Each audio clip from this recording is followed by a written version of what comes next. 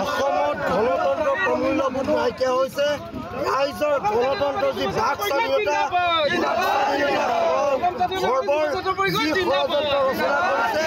তাক আমি বিজেপি চৰকাৰক পোনপ্ৰথমে ধিক্কাৰ অৰিহণা জনাইছোঁ আৰু বিজেপি চৰকাৰে অসমত ভাগ ভাগ কৰাৰ যি ষড়যন্ত্ৰ ৰচনা কৰিছে নাগৰিকত্ব সংশোধনী আইন প্ৰণয়নৰ জৰিয়তে এই আইন আমি কৰা কোনো কাৰণত মানি লোৱা নহয় আৰু মানি নলওঁ একদিনটো পেচ থকালৈকে আমি অসম জাতীয়তাবাদী যুৱ ছাত্ৰ পৰিষদে অসমীয়া জাতিৰ অস্তিত্ব ৰক্ষাৰ সংগ্ৰামত আমি নিজৰ তেজ দিম ত্যাগ স্বীকাৰ কৰিম আজি এই সংগ্ৰামৰ জৰিয়তে আমি বিজেপি চৰকাৰক সকীয়াই দিব বিচাৰিছোঁ যে অসমত যদিয়ে নাগৰিকত্ব সংশোধনী আইন প্ৰৱৰ্তনে অসমৰ জাতিগত অসমৰ ভাষা নিষেধ কৰা যদি ৰচনা কৰে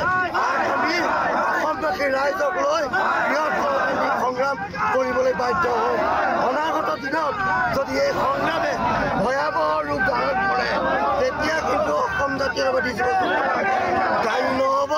দায়ী হ'ব অসম চৰকাৰ আৰু কেন্দ্ৰীয় চৰকাৰ আজি এই মজিয়াৰ পৰা আমি কেন্দ্ৰীয় চৰকাৰক উলিয়াই দিব বিচাৰিছোঁ